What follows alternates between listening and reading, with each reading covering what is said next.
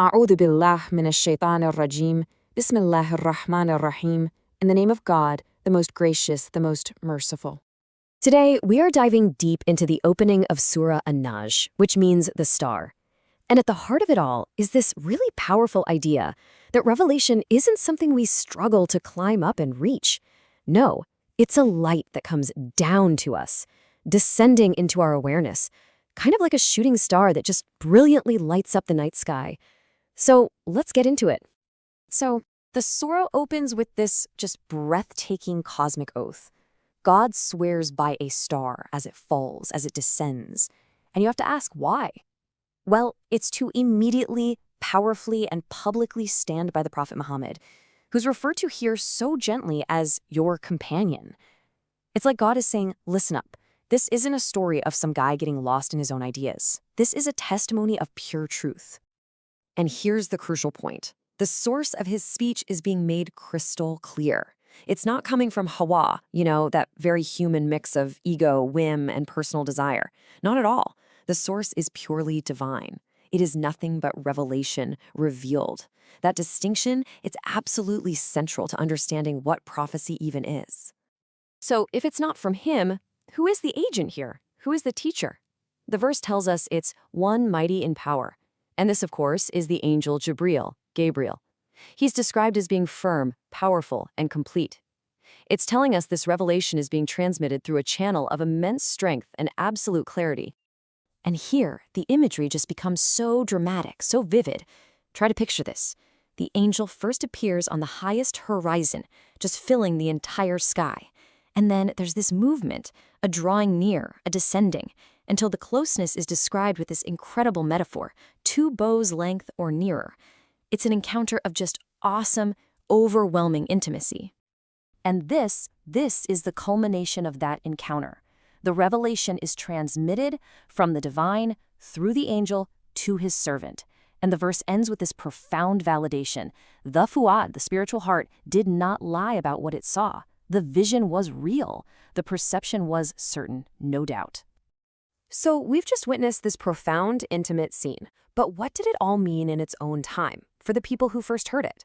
Now we're going to look at the outer testimony, setting the scene of revelation and seeing how these verses were a powerful declaration in a world full of doubt.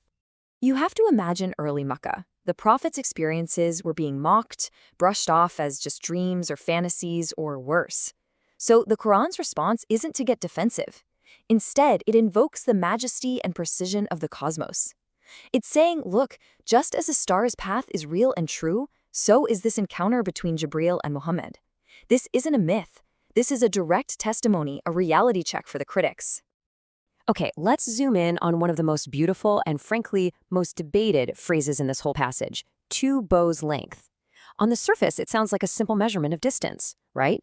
But as we're about to see, this image, it's actually a key that unlocks a bridge between the outer world of events and the inner world of the heart. So you have 2 main ways of seeing this. On one hand, the classical commentators understood it quite literally.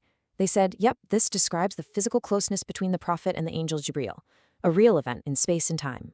But then you have the Sufi masters, and they saw something else entirely. For them, this is a metaphor for a spiritual state. Picture 2 bows. One is divine lordship, the other is human servanthood.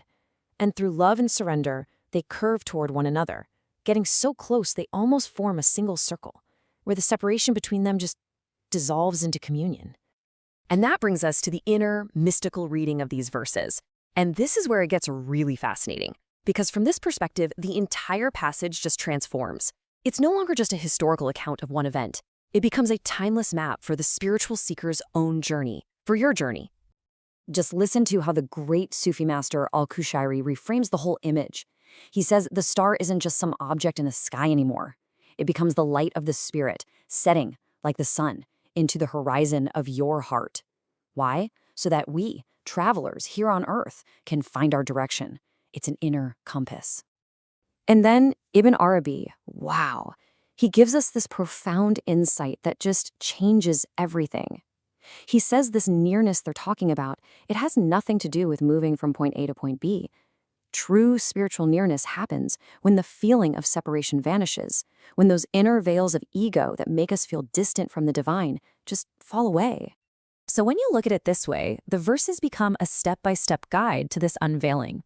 Step 1, a flash of insight. The star enters your awareness. Step 2, you have to stay firm, guided through that experience. Step 3, your speech gets purified of ego. You stop talking from that place of I want. Step 4, your intellect is illuminated by spirit, by a higher knowing. Step 5, you draw near not by reaching up, but by descending in humility and service. And finally, step 6, your heart, now polished like a mirror, sees things as they truly are. The prophet's heart becomes the prototype, the model for every single one of us. All right, let's switch gears for a second because this is really cool. What if modern science, in its own language of data and observation, is actually describing the very same patterns that Revelation talks about in the language of meaning? I mean, think about it. The journey of a photon, traveling for millions of years from a star to finally reach our eye, isn't that a perfect metaphor for Revelation traveling from the unseen world to the seen? Or what about neuroscience? It's found that in states of deep awe, our heart rhythms and brainwaves actually synchronize. That sounds a lot like the heart did not lie about what it saw. Even that two bows image, you could see it as a poetic hint at the curvature of space-time, where things can be intimately connected without physically merging. And maybe that brings us to the heart of the matter. Science is incredible at measuring the patterns of the universe, but Revelation, its job is to reveal the purpose, the meaning behind those very same patterns. They're not in conflict. They're like two different ways of knowing the same reality. So this is all beautiful theory, but what does it mean for us, for you and me, right now? How do we take all this and actually apply it? How do we find our own personal star, our own nudge? Well, here's a kind of practical map. First, start to recognize those unexpected moments of clarity, those little flashes of insight as your personal star descending. Value them. Second, guard your speech. Try to let your words come from a place of sincerity, not ego. Third, align your horizons, meaning try to unify your inner feelings with your outer actions, make them one.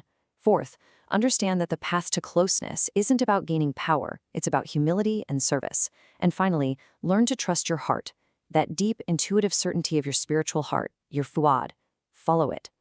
So let's just take a moment and sit with this prayer, this munajat, which is like an intimate conversation with the divine. It's a plea, asking for that descending star to ignite the spark that maybe we've buried under too much logic. Asking that we can finally trust our heart's vision and not let our mind argue away the certainty of love. We've spent our time exploring this idea of revelation as a descent, a light coming down to ground us in truth. But the Surah doesn't stop there. It goes on to describe the prophet's journey upwards, a celestial ascension. So the question I want to leave you with is this. If revelation is a descent of light, what does it mean for our own vision to then ascend?